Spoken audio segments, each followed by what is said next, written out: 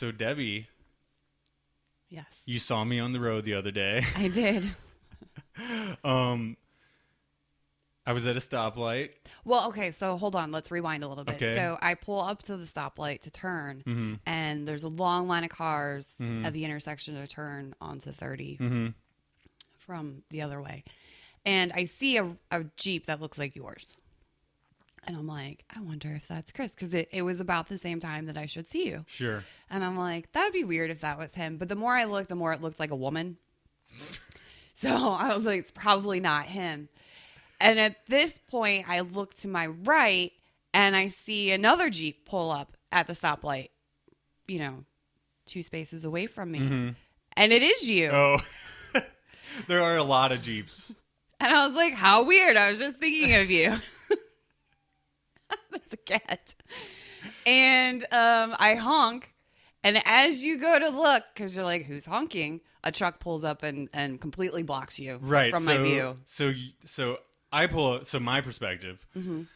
I'm taking an old man home from work. I've never given anyone a ride home from work. And I mean, I guess I have like when I first started there like 10 years ago or something. Yeah. But out of nowhere on Monday, this guy asked me for a ride home. I'm like, okay, sure. He got in a car wreck and his car is fucked right now. So anyway, giving this guy a ride home, he's talking my ear off the entire ride. It was a half an hour of just nonstop forced conversation, right? And where I saw you was the very beginning of your Right, journey. right. I'm like 5 minutes in, maybe. Somebody honks, and I'm like, somebody's honking. And then all I see is a truck next to me. So must not have been for me. Nope, not And for then, you. then I'm walking out of the grocery store, look at my phone, and you have a photo of me. And I just text back, where did you take that photo? So Like immediately into your journey, but you didn't see your text for a while. Yeah, Because right. good for you. You were not. I never look at my phone while I'm driving. I'm smarter than that.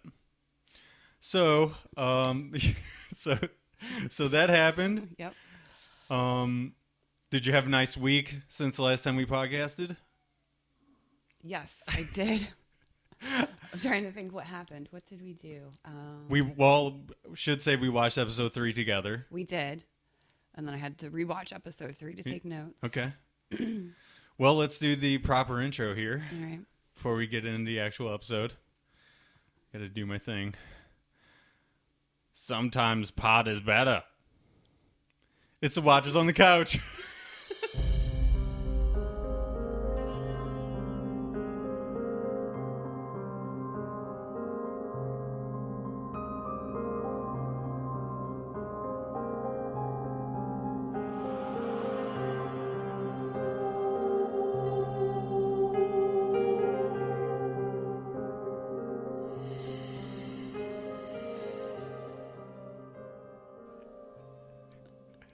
So, first of all, what do you think about that main impression of Judd Crandall from Pet Sematary?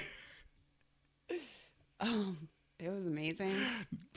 Listen, I don't lie. envisioned Don't old lie. man. That's the best you're gonna get from me. It kind of makes me want to watch that movie now, though. Yeah. Well, I'm Chris, and I'm here with my co-host, Debbie. and we are here to break down episode 3 of Castle Rock, entitled Local Color. As previously mentioned, we watched this episode together. We didn't take notes when we watched it together, but then we watched it again later on our own, and we did take notes. Lots and we of both notes. have lots of notes again. No one is surprised. There's so much stuff. So, did I have anything I want to talk about before? Okay, so yeah, I do have some stuff I want to get out before we actually get into the episode. Okay. We have a new show element. 2 new show elements, actually. First one, people already saw the video on the Watchers board, and it is the Church Creed Memorial Award for audience participation. Yes. We will announce the winner for episode 3 at the end of this episode, so stay tuned for that after we're done talking about the actual episode. We got sweet, what do you call these? Well, certificates? Certificates. Yeah. They have a lot of interesting photos on them. I took everything I know to be true and used it. So, I grabbed copyrighted images that were not mine. Yeah. I used the best of the fonts.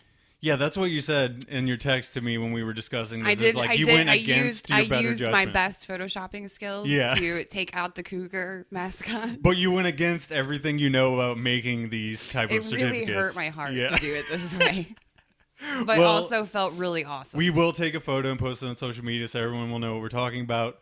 It's a wondrous thing to behold, honestly. Let's move on to the second new thing. Okay. I came up with this idea because of all the cat interruptions we're having. We've already had one this episode. I don't know what you're talking about. We have a dry erase board we're going to specifically use to count up all of the cat interruptions that happen throughout the run of this. Because there will be many. Yeah. Throughout the run of these podcasts that we do together, we will count them up.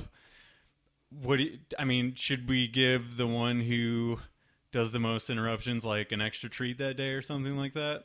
Yeah, we can reward for bad behavior. Totally. So the cats are Venom, Nicola, And Kinsley. And they're in fierce competition so far. Yeah. That first episode, they all chimed in. They all had their own interruptions of some Right. kind. Second episode, Nicola had some weird cough, sneeze, spasming thing going on. Right. So at the end of this episode, we'll tally up. We'll take a photo of that as well, and I'll post that on social media. And everyone that listens will know when the interruptions happen because they will interrupt our show. They stop us dead in our We could turn tracks. this into a drinking game. Well, Every time you hear a cat noise. for the listeners. For the listeners, not for us. It's 8 o'clock in the morning. It's 8 o'clock in the morning, right. Technically, it's after work for me. I could do it, but I got to drive after this. Yeah, you need your Also- after-work beer shots. That's for when I get home and can relax. I have my one beer a day congratulatory beer. You made it. You didn't kill anybody. Exactly. That's you're like in my head today. I understand I hope that you. continues into our actual episode Yeah. coverage. Let's talk about some news. Okay. Because right now, Stephen King is chock full of news and stuff. He's got lots of stuff going on. All the time. It seems like every day that I go on the fan website called Lilja's Library. I don't know if you've heard of that or not. It's pretty much the go-to fan site Okay. since the late 90s. First piece of news is Uncle Steve likes the show. Good. Yeah, he made an official post finally telling people what he thought about the show. 2, actually. He said, Castle Rock is really good, each episode better than the last, but put all that Easter egg stuff aside, which we can't do. No. And just enjoy it on its own terms. The cast is incandescent and they support a story worth telling. Do you know what incandescent means? Mm-hmm. Lighting it up? Yeah, that's right. He's saying it's lit. Yeah, it is. In old man terms. The second tweet, it says, I can say all that because I didn't write it. So he's always so good about that. he's- My favorite yeah. thing of his when they interviewed him after The Mist, and it was one of the bonus features, and he was like, I like their ending better than mine. Right. Yeah, he's very clever. We appreciate any kind of stuff he has to say about his books or And TV shows that are on or movies that are coming out or anything like that. I like to get his insight in that stuff, whether or not he thought it was complete garbage. Mm-hmm. I can't remember what he thought of the Dark Tower movie, but everybody knows what I thought. You loved it. Exactly. Next piece of news. The next book he's coming out with, Elevation, it's going to be, it's like 100-something pages, so it's like a mini book for him. Mm-hmm. It almost could be in like one of those collection books that he does. But he's going to read the audiobook. Oh, nice. Yeah, so he did that. I know he's done it one other time for the Dark Tower book that came out. I think it was like 2012 or something like that, maybe. Don't quote me on that. But yeah, I think that's interesting. I don't really listen to audiobooks myself. I don't either. I can't listen to somebody talk to me. I like and having read. the tactile. I like having the book in my hands. Well, I like to be my own voice. I don't like to have somebody else's voice. And like, I don't know. I feel like even when I listen to podcasts, like people are doing to us right now, my mind starts to wander sometimes. Like somebody will be talking about something and it remind me of something in my own life or whatever, and I'll go off into Chris land for a little bit, and then then come back in, and I have no idea what's going on. Yeah, you're like, so audiobooks is probably not up my alley because I go into flights of fancy, you know. Excuse me, and coffee burp. You don't want to be like rewinding constantly while you're driving and stuff. No, first of all, that's completely unsafe. Mm-hmm. And everyone out there, just for the record, please wear your seatbelts. Yes. Don't be a dummy.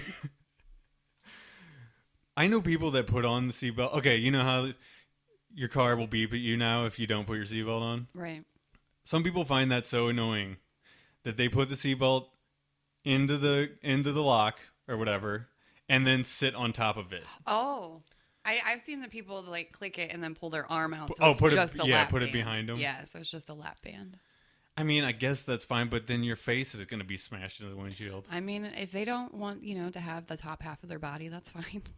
Yeah, I mean, obviously, like, whatever.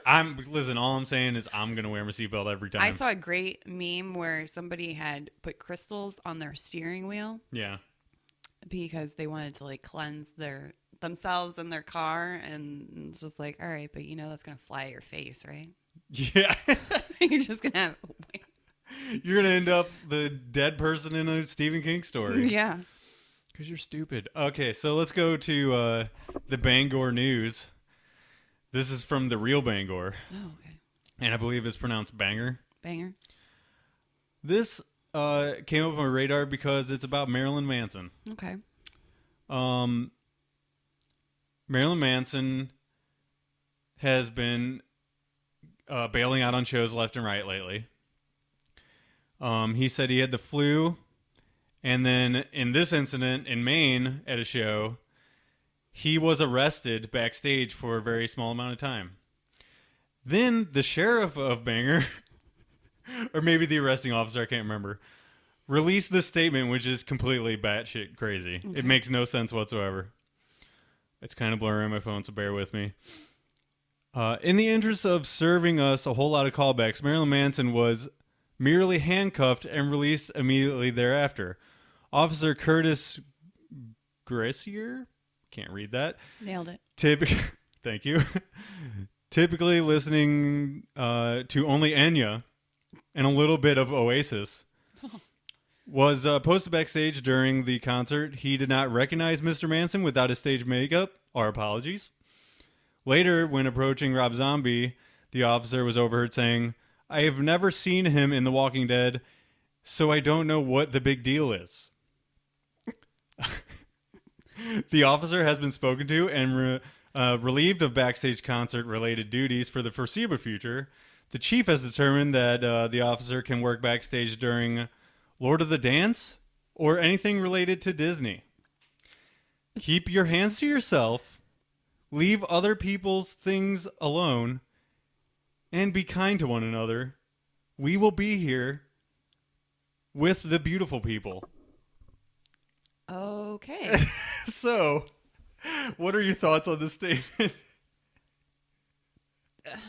So they added in his song title to the end of their statement. Yeah.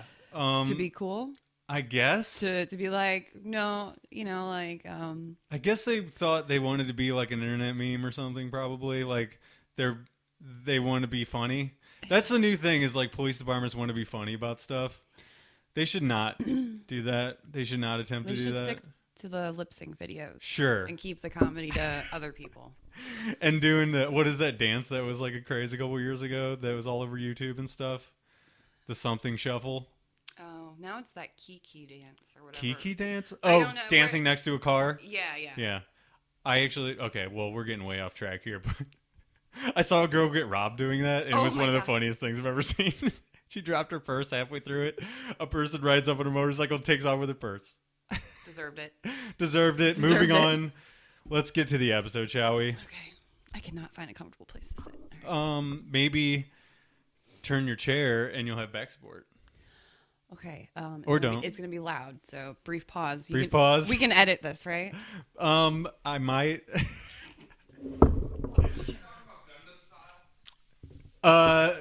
Nick, I think so. I don't know what I'm talking about. Should we put Nick on the cat interruption board? It's the fucking peanut gallery, I tell Yeah. ya. Okay, so, I should mention, before we get to this episode, missed Easter egg from last week. Mellow Tiger is the name of the bar, and that was in Needful Things. We didn't know what the name of the bar was or anything like that last week. And also Corey on the message board chimed in that the druggy kid, whose name we didn't know, I think it was in the second episode we didn't know what his name was. I believe so, yeah. We knew him apparently from the show Ozark. Yes. He plays a kid named Wyatt. He's a jerk on that. Well, I've only seen I want to say the first 5 episodes of Ozark. Okay. Well, he's in one of those. He's in it. Yeah, I've seen him in it. He's fairly reoccurring. Mm-hmm. So, yeah, I think he plays one of the main character's sister or brother, I mean, sorry. You're like, what? That face you gave me was like, what? He's a part of like a family of like they're the hillbillies of the Ozarks. Yeah, they're like the meth head crew. Yeah. Yeah. And he's in that family. Okay, let's get to this episode. It's entitled Local Color. First scene is a flashback. And we're back in 1991 again. Yep. Molly's watching out her window as we hear it's either a radio newscast. It's the radio. Okay, and they're saying 6 days into Henry's search, no signs. She gets up out of bed in her PJs and no shoes. No shoes, right? Very unsanitary. She puts on the red hooded jacket that we've seen before. Well, but she walks next door outside in the snow, like jammies, no shoes, and then finds the hide key underneath the frog at their front door. Oh, that's right. And then just walks inside the house. Yeah. And, well, I'm sure she knows that the key's there because she's constantly watching, right? Well, that and she has, like, that weird sight. Oh, that's right. So. Okay, so. So, yeah, she walks inside and then she finds his red jacket and puts it on. Right. She puts his jacket on. I forgot. Which, side note, okay. Wasn't that the red jacket he was found in? You know, I can't. Because, let me go back to my notes here. Okay. I'm pretty sure he was wearing a red jacket when he was found. Well, it's in her box of stuff that is Henry related, so I think it is his for sure. But, and that's what I thought was weird because I was like, well, how is she putting it on at the house if he's missing, but he's also supposed to be wearing that when they find him? Maybe it's... yeah, I don't know. That is weird. Maybe we'll revisit that at another time. Anyway, in her PJ, she walks over, she puts on the jacket. The dad is home in recovery from his fall, right? Yep. The wife is in bed asleep. She walks over and turns off the dad's respirator. Yeah, she does. She just unhooks it. So, we're questioning, like, whether or not she's evil, or is there some other reason that she did this, right? I had more feelings about it later on, about why she did it. Right. Which I guess we can talk about then when it makes more sense. For sure, because there's a scene later where we get more of an idea of how his dad is, right? Yeah, or at least how she perceives him. Sure. And, she only has this across the street knowledge of what's going on. So, when she did this, though, as we're watching, I was like, that bitch. How crazy evil. And also she's been letting Henry take the fall for this while he's been back in town, So I almost wonder if it's one of those things that she doesn't remember, Yeah. And because he's here, like they're, the memories are coming back now. Yeah, and most likely it's because of Henry for some reason that she did this, right? Yeah. I mean, or whatever kind of like dark forces in this town. I feel like when we see later... Oh, boy. Put one on the board. Yep, that's Kinsley. His owl meows. Wonder if he agrees. He's got lots of opinions. Kinsley, go away. Okay, so No, but I was any gonna more? say, Yeah, it almost seems like she's doing it for him, for Henry. right. Because almost like she's so obsessive with him, it seems like that she does everything for him, or like hangs on everything he does. So the only reason she would be over there is for some reason for Henry. Yeah. You know. So then we go to the old church in present day. There's snow inside, and we see Molly walking up the stairs. Yeah, adult Molly. Right. And she sees Henry's dead father at the pulpit of the church, right? And he has his head wrapped in bandages. And he says, among other things, he says, like, who are you to overrule the will of my Lord? Talking to her. Very angry, preaching, like, end time stuff from the Bible. So I paused it and I Googled it, and it's 1 Corinthians 15:52. And it talks about, like, breaking it down. It's of what he says. It's a call to rapture, a very quick call to rapture. Okay. Is what it looks like they're talking about, what he's talking about in that. And it goes on to say, like, both the dead and the living Christians will rise together into the heavens. So it almost seems like he's talking about some kind of end of times to her. Right. And very, like I said, very angry stuff. Yeah. He's clearly mad at her. Well, yeah, she killed his ass. Yeah. But then... And then the entire church fills up with bandaged people, too. Sure, yeah. Pews. And then it gets even more scary. Yeah. And then she wakes up at home out of a dream. Do we count that one? I mean, now he's sitting at the table. we can't count every single. Okay, so she wakes up at home. Then she has her morning pill ritual. Yes. Right? And we'll see more of that. Then we move pill ritual. Right. Then we move to Henry at the bar. He sees Molly's ad for as a realtor in the paper. Yeah, it's a very quick scene. Right. And local colors on the TV. And then I can't acknowledge him every time. I'm sorry. I just did, though. Then we go to Molly and Jackie making a model for the TV show he's going to be on. Yeah, it's a very nice model. Right. Jackie offers assistance. Molly gives her directions. Yeah, because she's going to take the model in her truck to the studio. Right. Which is called Local Color. Yeah. And it's another really quick scene. Yeah. Not much there. Then Henry visits Molly. And as he's talking to her, her voices are taking over. Yeah. And we hear her voices like overlapping stuff from the past. Yeah, she's hearing past snippets of conversations he's had with other people. Right, that she was not a part of. And also his dad from the dream. Yeah. You hear him a little bit again. So she definitely is not making up whatever she has, what abilities she has. Right, and it's picking up big time when she's with him. When Henry's around, right? So she's super triggered by Henry, is what it is. Very triggered. And that's going to be definitely a recurring thing throughout this. Yeah. She is always triggered by Henry. And trying to blow him off. And he's very confused. Right. She's making excuses and trying to get him to buzz off. You know what I mean? Pretty much. So before this, we would think she would be excited to be near Henry. Yeah, because she's very obsessed. She's super obsessed with him. But in this episode, she has the opposite reaction. Now that we know she killed his dad, that thing, whatever that thing is, her voices are taking over completely, right? Yeah. She needs to step away from him. Yeah, exactly. And that's why she's like, get out, please.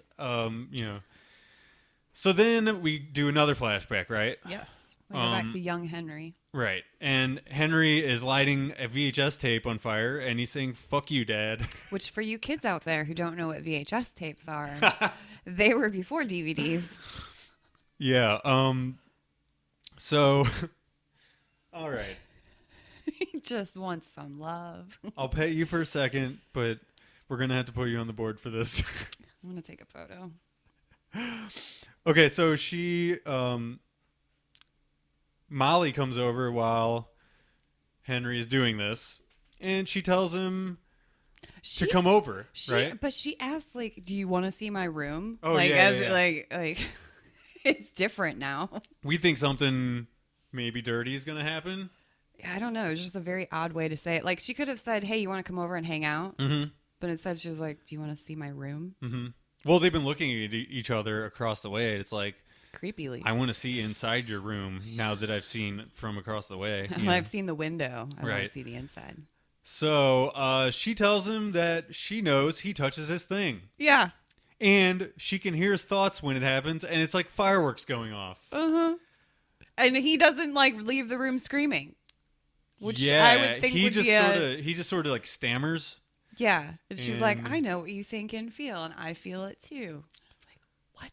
Yeah, so we get a little more understanding where she's coming from and why those voices are in her head in the future, right? Yeah, because then Henry gets called next door by his dad. Yeah, his dad's out front of his house, like yelling angrily. Yeah, and then they do a close up on her, and she has her fist clenched, as if like that's probably what Henry's doing too. So she feels everything Henry feels Sure. about his dad. Right. So I have no doubt that she went over there and killed him because she was like, well, fixing a problem. Yeah, and I mean, Because who's to say that his dad didn't have something to do with his disappearance? Sure. And she knows that. yeah, and well, when they're in those flashbacks from other episodes, you see he's like, "Do you hear it now?" We don't know what has happened out in those woods yet. Also, Yeah. think back to, what was it, episode 2, when the police are questioning her as a young child and she's in bed and she has the blankets over her Right. face. It makes so much more sense now why she moved the blanket down and you could see her breath. Sure, Because yeah. Henry was cold. Yeah. And so she was cold. Yeah. And I'm like, mind blown. Right. Is that at the end of last episode? Or when was that? Was that this episode or last episode? It was episode 2. Okay. I don't. When she gets questioned by the police, and That's they're right. like, like, you should know where he's at. You see him, you talk to him. Right, and so that definitely explains the breath coming out because of their connection. And why she was hiding her face. But it's crazy. So it's more than just like minds connected. It's she's like feeling body and everything. Yeah. Everything he feels. So he was cold, she was cold. Yeah. So after his dad is yelling at him to come back, we move back to the present. Molly takes more pills again because she's having memories of this. Yeah, like tons and tons of memories. So that's where I was going to ask you. Does Molly know more about this disappearance? And it's almost certain that she does know something because she can feel everything that he feels, and maybe even see stuff that. You know what I mean? She probably knew exactly where he was for 11 days. I mean, she maybe didn't know how to get to it or where exactly it was. And I feel like those flashbacks that we're getting of Henry and his dad out by the bluff in the woods, that's in her head. Like she's seeing through Henry's eyes. Yeah. You know what I mean? So almost certainly she knows what's going on, and we'll find that out probably. She's probably the only person who knows what happened. Well, we don't know yet, but maybe. It's leaning that way, of course. Okay, so then we go to Shawshank. The kid is only eating bread. Yeah, he scrapes off everything off his tray. And it's not canned bread. No, and folds a slice of bread in half and eats it like it's a steak. Like it's the best thing he's ever eaten. Which, by the way, Albert... It probably is next to cigarette butts. Albert did elaborate on the canned bread thing. I don't... If we have time at the end, I'll go to that. But people on the message boards already know about it, so... I guess it's not really a reason for me to explain further about it, but he went into detail about what the canned bread is. Check that out on the message board. Okay, so the kid's eating bread. He gets rid of everything else off of his plate. He just eats the bread. He's not getting all of his vitamins that way, so no, for sure. He's getting some, though. He's going to stay super skinny. Yeah. So then... So he gets up. Yeah, the kid gets up and stares at Lacey's photo creepily. Yeah. So then Zaleski and Henry meet, and but first though, Officer Zaleski gets him to calm down, back down. Sure, the other guy wants to go tackle him, and he's he tells him quietly, he's like the hearing's gonna get you out, Henry's gonna help you, he's talking to him and you saying just gotta play ball. Yeah, it's gonna happen for you, you just gotta wait. why he's like explaining stuff to him, like he hasn't even spoken hardly anything. So does he? That doesn't mean he doesn't understand things. Okay, well, yeah, sure, but still, like he's talking to him like he does, but we don't even know that he does. He's playing good cop. Sure. You know, like he's got to be the good guy.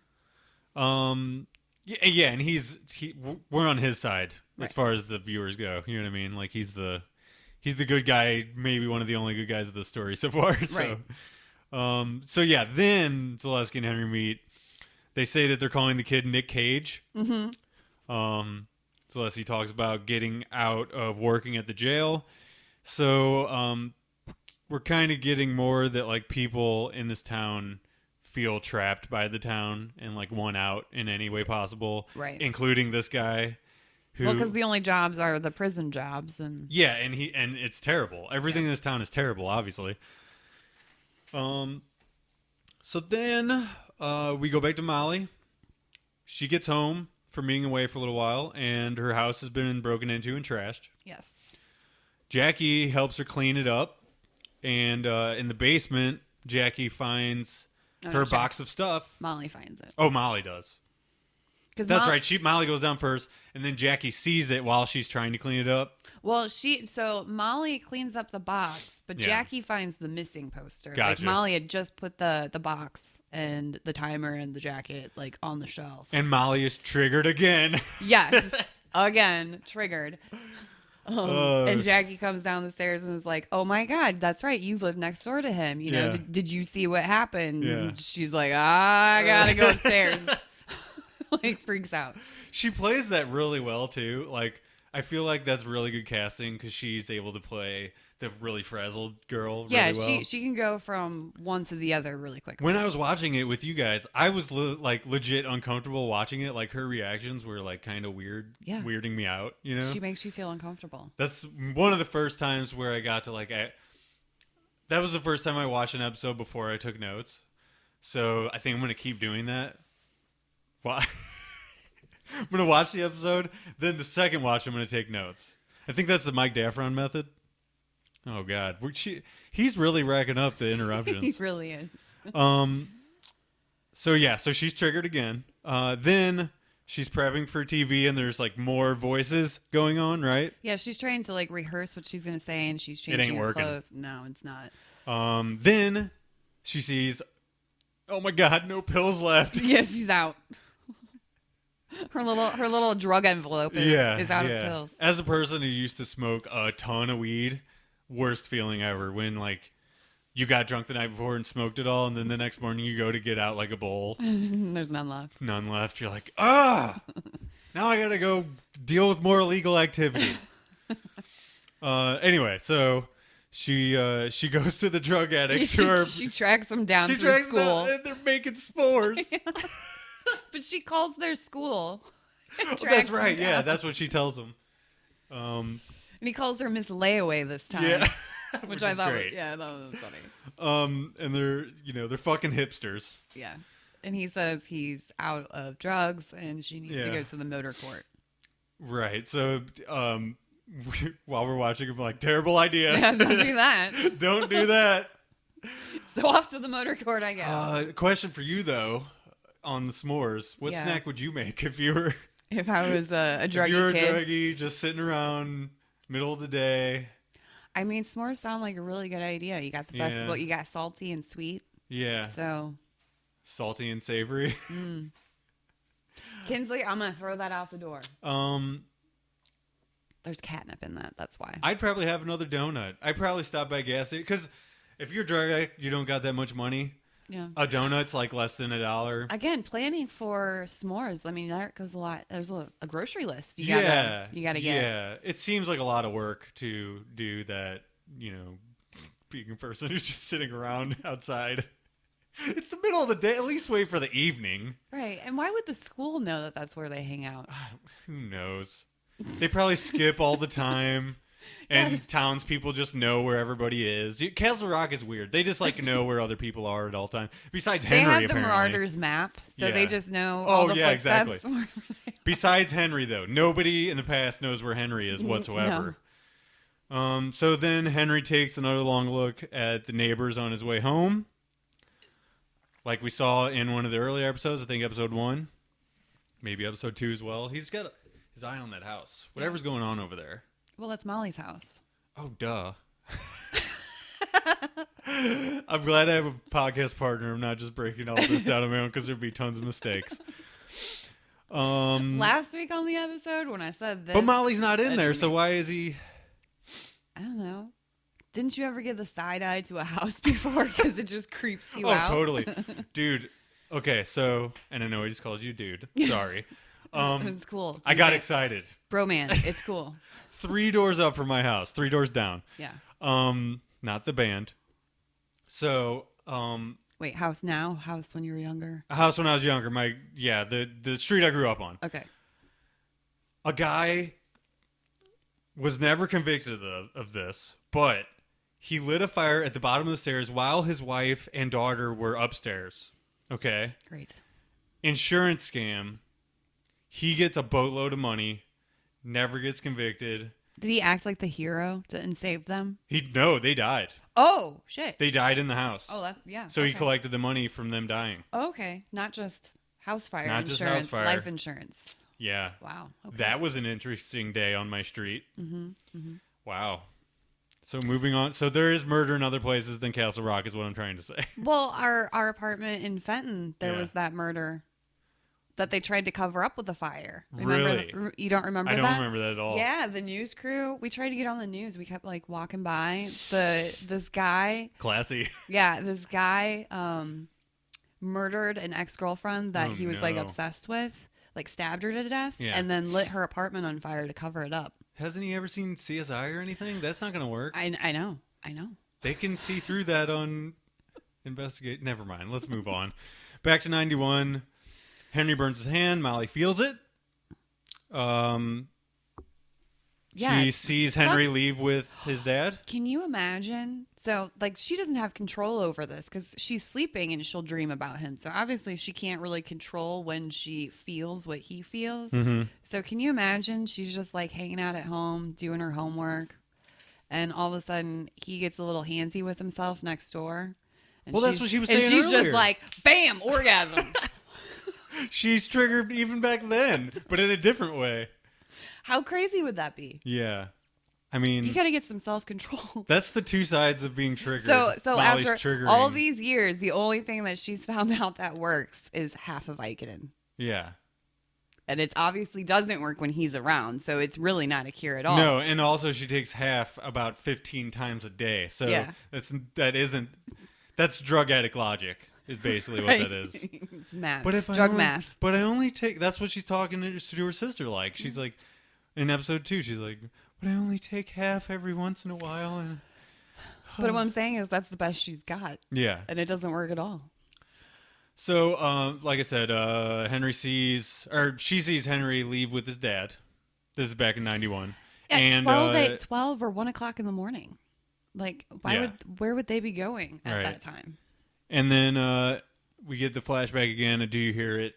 Do you hear it now? And we see Molly's cold breath again.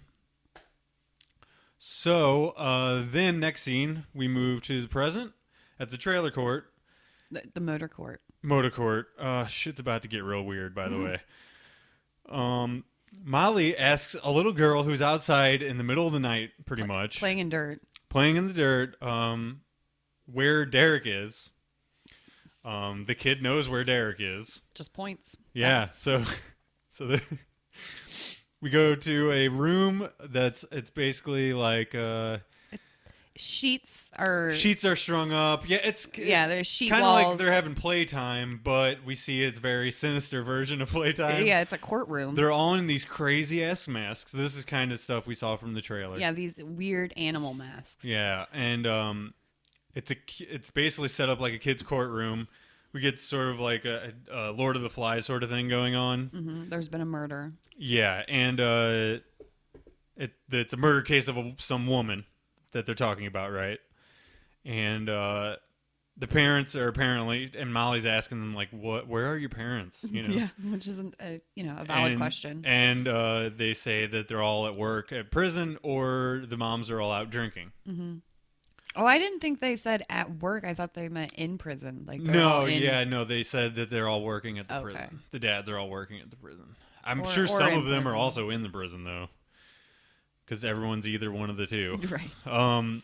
So watching this, it was very uncomfortable, and I was kind of between like scary and silly.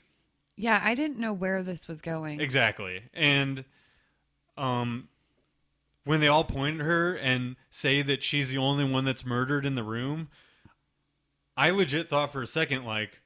Lynch mob. Yeah, and that's what, and it's supposed to be like a Children of the Corn sort of thing. Yeah. It's sort of an Easter egg, but not really. It's just like the same kind of themes going on. You know what I mean? Yeah. And you're supposed to get that feeling like, holy shit, these kids are all going to murder her now. Oh yeah, that's what I Because they felt say go to the murder room or the death room or whatever. Yeah, they say they call her guilty. Yeah, and so then I guess it's the judge of the courtroom is Derek, right? Mm-hmm. And he is walking her somewhere outside to the death house. Right. He says we got to play along. Still. We got to play along, so they all think that we're actually doing what they said we were going to do, right? Mm-hmm. And she says she wants drugs, and he says for a price. Plus, he wants to see her tits. Yeah, which is of course par for the course, right? That's what a teenager would want. Yeah. Yeah. She's like, no, I'll pay you more money. It's A fine. prepubescent teen is definitely going to want to see some boob action, especially if there's something illegal going on. He knows he can get away with it. It's probably worked or before. at least try to get away with it. Yeah, it's probably worked before. So then the police roll up outside, and you see the dismay in her face. Yeah. Whoops. I'm been triggered one too many times. She's like, well, fuck. So then we move to the police station. Henry is asking questions to whoever's at the front desk about the warden's car and body. Mm-hmm. And the policeman is like trying to squash the story, just like the warden is. You know, they're trying because they didn't do any DNA. Yeah. They didn't do any processing. Right. What he said was suicides solve themselves. Right. And also that, you know, a lot of people work at, you know, the what does he say? Something like somebody works for the town office or something like that, and they're not going to be happy about you looking into this. You know what I mean? Yeah. Or maybe it's he was saying prison he said half the town works at the prison, and That's they're not right. going to be happy if he tried to shut Right. it down, because he was threatening to shut it down. Right. So then another policeman comes out and says that Molly is causing trouble in back. Being a prima donna. Right. And which is no surprise to anyone. Yeah. And Henry bails her out. Because he's such a nice boy. Right. And we get more excuses for Molly again. She's fucking triggered again. Again. I feel like the episode title has to be something about triggered or something like that. I was thinking either triggered or Molly Hatchet. Which is a terrible KC band. I just like how he's still trying to flirt with her. Yeah. And she's just like... and he's like, did I say something? Yeah. And Like, he's what like... the hell's going on He's like, here? you really don't owe me money. You just owe me breakfast. And at that point, she's like, all right, we can't do this anymore. Yeah, like, and also, apparently, like, she didn't have as much of an impact on him when they were growing up, even though, like, listen, when I was a kid, if a girl told me that she could feel it when I was jerking it, I'd remember that. Yeah, You know what I'm saying? He apparently doesn't really, like, have her life, or she did not have much of an impact on his life as he did on hers, obviously. You know what I mean? Well, but maybe that goes back to him not remembering. Sure. Because he didn't remember his birthday at that point in time. And yeah, I guess I didn't really think about that. There's some blackout stuff going on with his past. I feel like he's going to start remembering, though.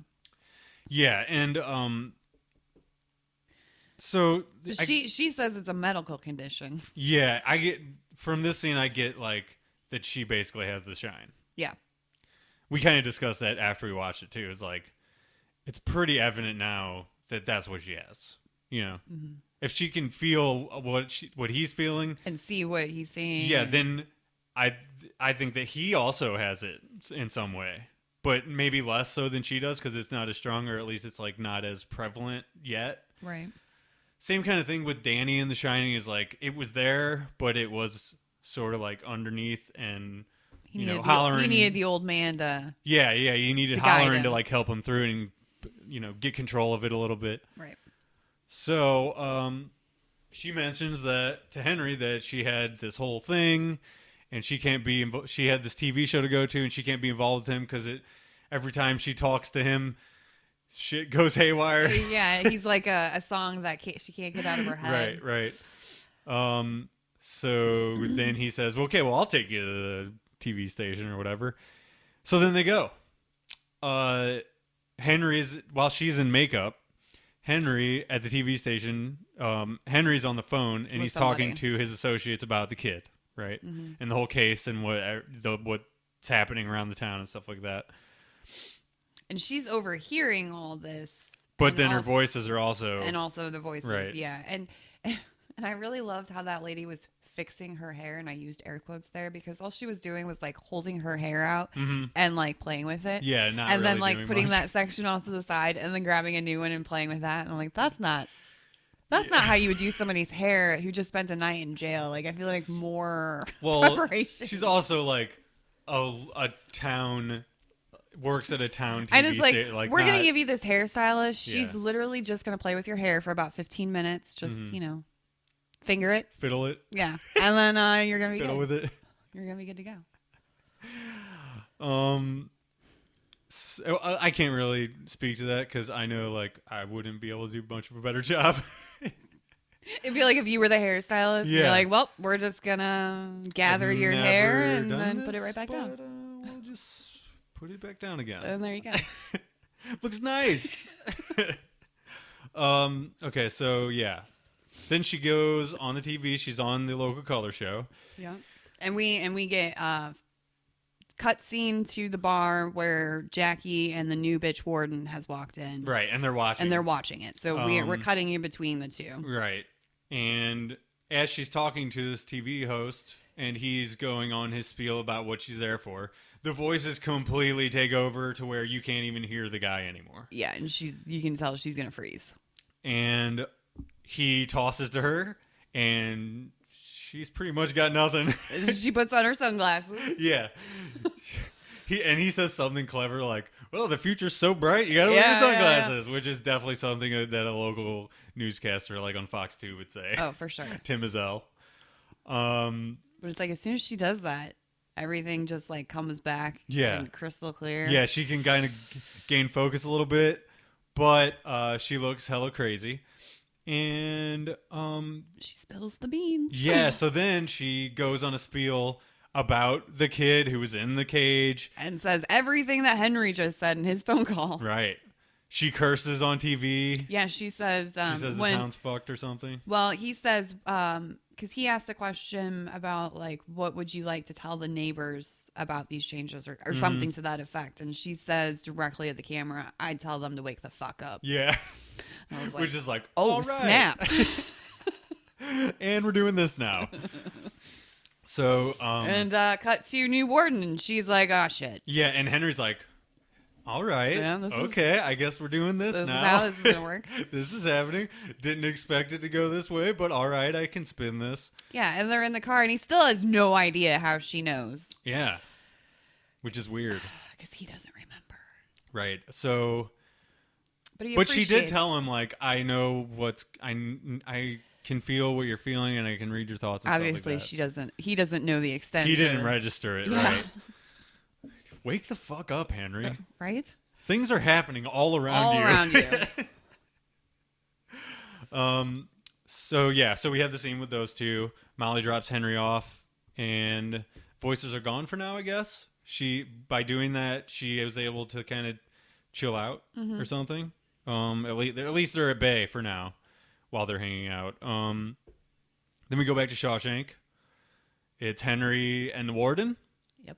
And the warden tries a bribe of sorts. It's like $300,000 for wrongful conviction, and he would basically just sign this saying that they wrongfully convicted this kid. And he's like, "Oh, well, now you acknowledge that he's actually a person." And nobody can talk about right. And basically, Lacey the dead warden would take the fall. Right. And this would be a non-disclosure agreement for all parties involved. And they would sweep it all under the rug. Yeah, just throw the Warden Lacey under the bus, and the kid would get a measly $300,000. And she says that's what you do with old perverts. So she's viewing Warden Lacey as a pervert that kept a kid in a cage. But before she was saying, well, everybody said he's a good guy. Yeah. So I don't think she actually believes that. She's just saying, this is the only way we can get around this without me getting fired. Right? Mm-hmm. At least that's how I kind of took that entire thing. They're going to spin it any way they can to make them not look at fault. But Henry is like, no deal. Let's see what the kid has to say about this, right? Yeah, because he's been so talkative. So, exactly. So, I'm sure he has lots of opinions. This is going to go well. But all of the other scenes have been no talking, so... It can only go up from here. Exactly. And I'm thinking like, okay, now we're getting Henry and the kid together, actually right in front of one another. This is going to be some real shit going on, right? Yep. So this is where I was like this. And for the listeners, I'm scooting up to the edge of my seat. I literally, when I was watching it, was on the edge of your couch like, okay, what is going to happen here? Because this is going to be interesting. Pay attention. Whatever's going to happen here is going to be worth like really zoning in on. So Henry is giving him directions to keep silent. And the kid is doing his trademark stare, not doing anything. Yeah, he's like, are you okay? Are you being threatened? And he's doing very minimal face movements to say that yes or no or whatever. And then he says something like, Henry says something like, I'll let you know when things are going to go into effect, okay? And then the kid responds with, has it begun? And it feels disconnected from the conversation. Yeah, Henry feels like he's talking about what he just talked about, which was don't tell anybody your name. Like it's like barely relating to what Henry is trying to say. Yeah. So it's like it could be perceived as him responding to him, like because the kid's crazy. Are we starting with this plan now? Mm-hmm. That's how that would be perceived as. But when you're watching it, it doesn't seem like that. It seems like he's talking about something else completely. And Henry has no idea. Yeah. And he's just in the dark. And that continues. Yeah. He's talking about filing habeas corpus, witness testimony, and the kid will walk. And about owning Shawshank. Sure, yeah. And they'll have a civil suit where they'll make tons of money. He says he'll own the town. Yeah, and he can turn the prison into a boat garage. Right. And the zero response still. But then he says boat. Right, he says boats. Which that actually relates to something else from earlier, because somebody said something about boats earlier in the episode. I can't remember exactly. Oh yeah, it was at the TV station. Okay. Damn it, I can't remember exactly where it was in there. But Henry was talking about it with someone, or during the newscast it was being talked about, or something like that. But I remember, I just wanted to make a note of that like it was from early in the episode that boats were mentioned. So like that could also be disconnected. Not even that Henry just said it, but that it was totally before, and he may know what is just going on. These people all have the shine, apparently. Yeah. And I mean, I think it's more. I'm still leaning more on the evil side with this kid. There's something bad is going on with him. But then he says, "How many years old are you now?" I know. Which you said while we were watching it, like that's such a little kid way to ask that. Yeah, such a kid question. And he says 39. Yeah, and he also says, "Do you hear it now?" Which is referencing the thing his the dad flashbacks. said. Yeah. So. Yeah, I mean, he's like, how many years old are you? And Henry's like 39. And instead of saying anything to that, he's just like, do you hear it now? Mm-hmm. It's like, that's what his dad said. It's super weird. And it definitely, like, I want to say this scene was definitely the most intriguing of the episode. Yeah, and it was, there was hardly anything there. It was such a little dialogue. Yeah. But everything the kid said, I was like, what is that? You're hanging on every word. Yeah, I was like, all of this seems very important.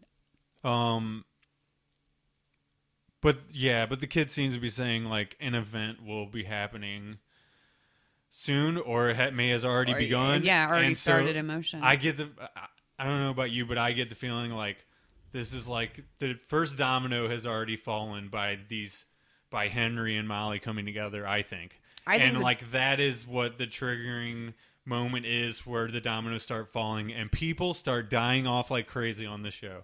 Well, I think the first domino is when Warden Lacey kills himself. Well, I feel like he triggered the kid being let loose, Henry coming back into town, which means that Henry and Molly meet up again, and now Henry and the kid are meeting up. It's definitely all connected. You know what I mean? What did Warden Lacey do?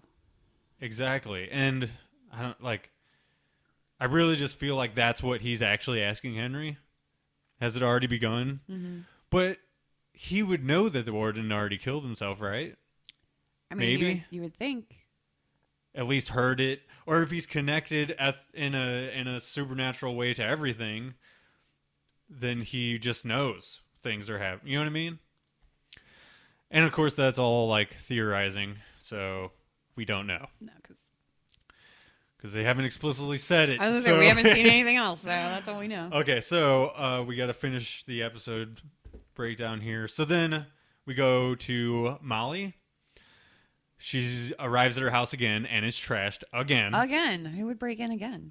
So and she was being way more chill than I would to have my house broken into twice in one day. Yeah, but it's like just has gotten dark. It feels like, or maybe it is like totally dark at this moment. So. Whereas before when she gets home, it's totally light outside, so it seems like less scary. But at the end of the episode, it's the bookend of the episode. She gets there, everything's trashed, it's dark. You're thinking something is about to happen. You know what I mean? Something bad is about to happen. So we're thinking possibly intruders, right? The kids have come back to finish her off. Right, something. And she says hello. Like she's saying hello into her house. Well, and I'm thinking... First rule of horror movies, you never say hello. But nor they do always you walk do. Upstairs. But they always do, though. I know. But at least she got the biggest kitchen knife she could find. Totally, yeah. And that's actually sort of an Easter egg, too. That's exactly what... in The Shining. In The Shining, the wife does. She grabs the biggest knife from the kitchen, and then... goes on a hunt. She goes... she hears footsteps upstairs, right? Yeah. She goes upstairs... Then she sees something, or she hears something behind her, turns around, and she sees the dad again with his head all wrapped up. But this time his entire face is wrapped up. And she runs into her bathroom, but can't get it closed, just like The Shining again. Yes. Which is awesome. And I didn't put that together until afterwards. But also, this relates to something that happened leading up to us watching this, which is that there was this emoji showing up all over the place on social media when you would tag Castle Rock, and it was the Reverend's head, but I had not seen this episode yet. So I was like, what the hell is that? What is that wrapped head thing? Is that you couldn't even tell really what it was. I guess it looked like a head, but whatever. I thought it was maybe one of those masks from the trailer or something. Yeah. The one other thing I want to mention here is when she was checking the rooms, and she went into her bedroom and she went to look under her bed and she had the knife. For whatever reason, when I watched it the second time, it reminded me really heavily of the movie Cat's Eye, which was a Stephen King movie that was he wrote the movie for it. Right. And it's about this cat and like these little short stories, and you see the cat going like between these places. But the one that is memorable is it has a young Drew Barrymore in it. And there's a little tiny troll in her room, and he has this little knife. And so when she was going through the rooms with that knife and looking under the bed, and I'm just thinking, well, that's where the troll would be if he with his little knife, and he's going to come out and like attack you. So I don't know if they meant to make me think of that, but that's what I'm. Yeah, they're kind of just like peppering in stuff, ideas of stuff at this point. I think that's definitely going to continue throughout. You've never seen that one, right? I haven't. It's not that good. I'm working my way through, which, by the way, I did bring this. I just started this. It's The Dark Half, which directly relates to this. I'm only 60-ish pages into it, so Pangborn has finally first shown up. I don't know if you know the concept of The Dark Half, but no. Basically what the story is an author is when he's a boy, he's getting these severe headaches. And this is all redundant for people who've read this book anyway. But in the very beginning of the book, this kid's getting headaches. He writes a short story and his mom's super proud. But then they have to take him to the doctor because he is not getting rid of these insane headaches and stuff. So they have to do brain surgery because they think it's a cancerous tumor in his brain. They open it up and there's like a moving eye and fingernails and something like a toe or something in there. So it's like his unborn twin still living inside of his brain. The fuck? I know. That hooked me so quickly. So that's how that book starts. I'm totally Stephen in on King's that. got some fucked up dreams. I mean, can you imagine? But I think the dark half is really like a response to him and Richard Bachman, and like he used that as sort of the jumping off point, but it's a fucked up jumping off point version of it, you know? And I don't want to get into more spoilers for that. It's a fairly short Stephen King novel, so people should take the time to read it if they're into this Castle Rock show. Also takes place in Castle Rock, that's why you should read it. And Pangborn's in it, so. Which, by the way, I missed him in this episode. Yeah. Pangborn's the shit. I like that guy a lot. Well, we got other kinds of crazy. Exactly, a lot. Okay, so So the last thing the pastor says to her is, "Behold, I will tell you a mystery." yeah. More of the craziness preaching sort of stuff. Yeah. And then disappears. yeah, and that's the end of the episode. A crazy ass end of the episode. More questions than answers. Exactly, but we've been getting a ton of answers though as well. You know what I mean? Like it's know. sort of half and half. The more answers we get, the more theories we're able to go off Sure. of. Though, so. And that'll actually kind of lead into the next thing we have to do. Actually, after a couple more things, we'll get to something that connects with that. But let's see here. So, yeah, I guess I kind of mentioned this earlier, but Molly, like, she's the only person we think who knows that Henry definitely didn't kill his father because she did. But she can't defend him to the town. You know what I mean? No. So, like, the entire town is crazy. She has had to deal with this for years and years and years, too. So, like, I think that kind of factors into why she's so fucked up. She needs to move out of that town. I She feel needs like, to move I out feel of like the that house. would be really good for her. Yeah, her mental stability. But it's sort of like everybody feels trapped. They're like they can't move Maybe out. they can't. Yeah, maybe they can't leave. I don't know. It's weird. Maybe he was able to leave because he went into, I'm just going to say, a different dimension when he was just gone. Yeah, and you know, I do definitely think that is still a huge possibility that is something that is going on here. That he went to another dimension, that the kid went to another dimension. You know what I'm saying? Like, and Molly followed them there with her mind. and that may have fucked her up for good too. Yeah. Well, and I'm sure murdering a person would also fuck you up for good. Yeah, totally. I forgot to mention this earlier. I think other shows would drag out Molly like hiding and run away from Henry over several episodes, but in this show, she just tells him. I know, and I really appreciated that. Yeah, that was like an answer that we got. Yeah. You know what I mean? And like, or moving along of a storyline. Because this might be the only episode that's Molly-centric. We don't know yet. I feel like we'll get more that center around other characters. I feel like we'll get a Pangborn episode. I really hope we do. I'm sure we will. Because he's awesome. And of course, like Henry is weaved into all of this. So we'll see He a just lot more floats of around him. between the stories, Right. connecting them all. I doubt we'll get a full episode on just the kid, but I would like that too, because that would give us a ton of information on him that we are sorely needing. Right? Probably no dialogue, though. Yeah, that would be weird. A whole silent episode. And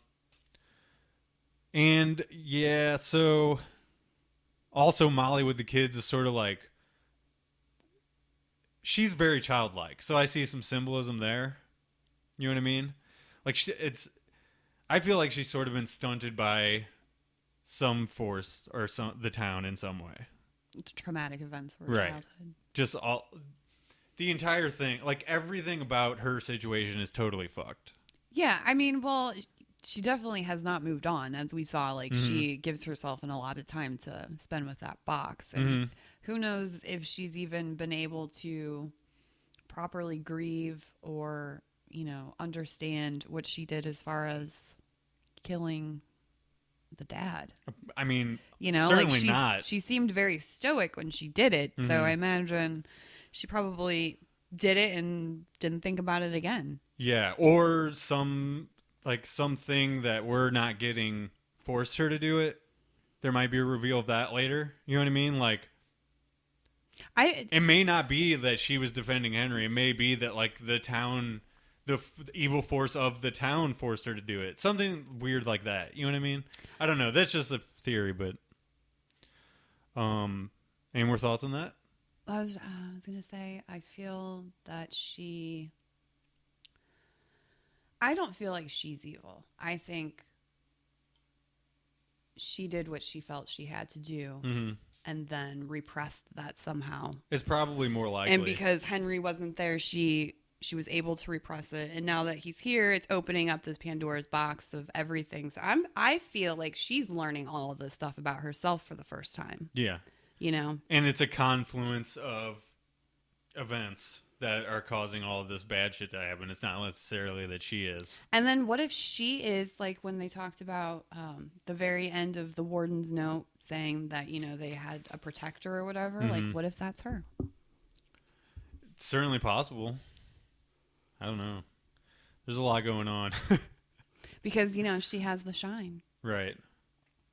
I think I went over all of my theories and stuff. Did you have anything else you want to mention theory-wise? No. Before we get to the Church Creed winner of this week, Nick, did you want to do your 1 minute or less this week or no? No, I'm good. All right. That Fair was your enough. 1 minute with Nick? Yeah, that's your... Well, that was way less than 1 minute. It's okay. Let's get to the award winner for this week. We talked about this at the beginning of the episode. We talked about this on the message board. This is the Church Creed Memorial Award for audience participation. And the winner for this week is Mr. Dan Oakes. Congratulations. So Dan was on our A Couch for Watchers closed Facebook group. If you want to be a part of that Facebook group and you're a listener and you want to talk to us about it, well, okay, so there's two ways you can go about this. You just comment on the Instagram. You can message me directly or Debbie directly, or you can join our Facebook group. All you have to do is ask me for an invite and you're there. So let's go to Dan's comments very shortly. Sorry, there's 13 comments in here. I have to scroll down to his. Dan, you will be very happy with your brand new certificate. Right. Oh, yeah. So authentic. This certificate is something to behold. It features pictures of, Church Creed. The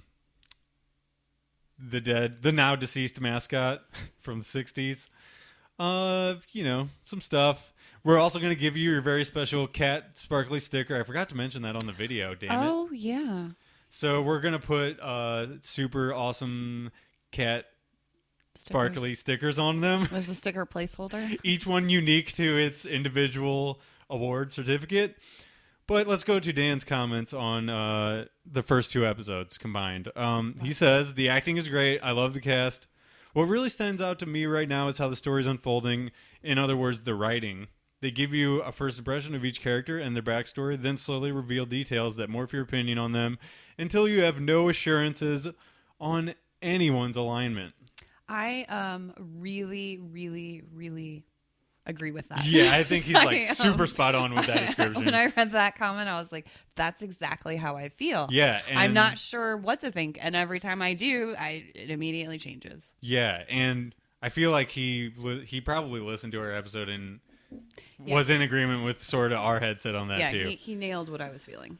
And then, so I asked him, which character did I think he has has changed the most from his first impression of them, and he said right now Molly. I would say that's a fair assessment. Sure, and we have the most information about her now. Right. You know what I mean? Because she got her own episode. Yes. So, Dan, congratulations on your award, your memorial award for the dearly departed Church Creed. Well, departed a few times. Yeah. He is a cat, so he technically has 9 lives on top of the Indian Pet burial. Cemetery evil. So we're going to do a bunch of these. We may do one every episode. We may not. It just depends on the amount of participation. So we encourage that. Participate, please. We're not begging, though. No, but we will hunt you down. Right.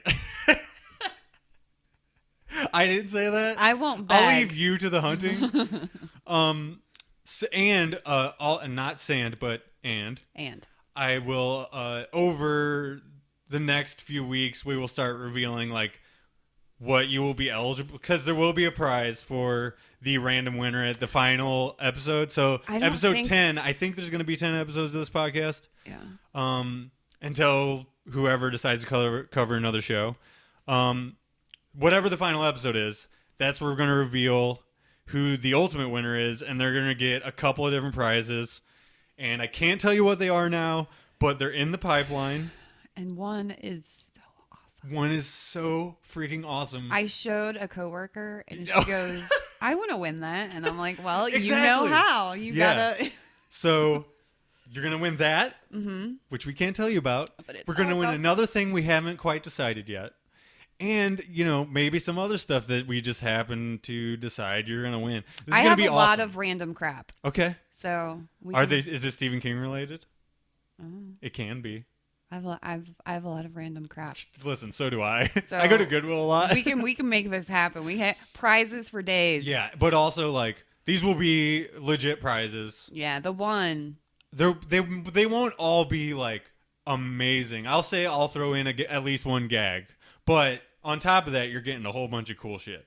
Oh, side note. Okay. I finally gave Dexter those Muppet hockey cards. Yeah. And he thought they were pretty cool. Awesome. So, I'd love to hear that. Yeah. Anything we want to add on the end? Did I forget anything? The sneak peek for next week's episode. Oh, that's right.